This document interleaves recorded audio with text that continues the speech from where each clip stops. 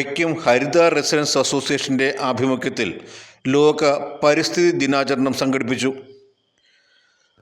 മടിയത്തറ government vocational higher secondary സ്കൂളിൽ സംഘടിപ്പിച്ച ലോക പരിസ്ഥിതി ദിനാചരണം school headmistress Shrimati R Sreedevi ഉദ്ഘാടനം ചെയ്തു.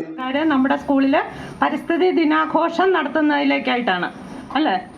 നമ്മുടെ 2-3 വർഷങ്ങളായിട്ട് കേട്ട് പഴകിയ ഒരു ഗാനമുണ്ട്. എന്താ ഏറ്റവും അർത്ഥവത്തായ അല്ലെങ്കിൽ എല്ലാവരും ഉൾക്കൊള്ളേണ്ട ഒരു ഗാനമുണ്ട്.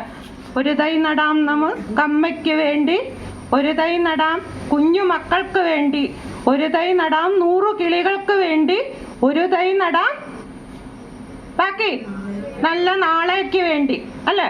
ഇപ്പൊ പരിസ്ഥിതി ദിനം സാറ് പറഞ്ഞു നമ്മളുടെ ഈ കാലാവസ്ഥാ വ്യതിയാനത്തിന്റെ ഇപ്പത്തെ ഒരു മുഖ്യ ഘടകം ഏതാ? മണ്ണൊലിപ്പ് തടഞ്ഞു വെക്കും, ഇതൊക്കെ പറഞ്ഞല്ലേ.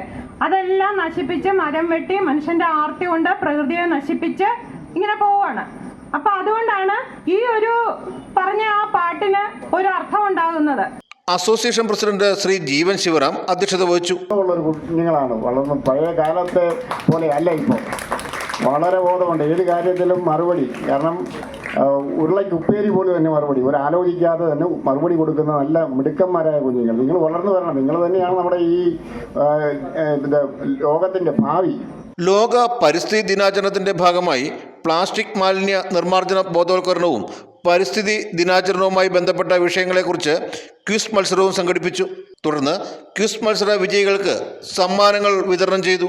ഹരിത റെസിഡൻസ് അസോസിയേഷൻ പ്രവർത്തകരും അധ്യാപകരും വിദ്യാർത്ഥികളും ചേർന്ന് സ്കൂൾ പരിസരത്ത് വനവൃക്ഷ തൈകൾ നട്ടു.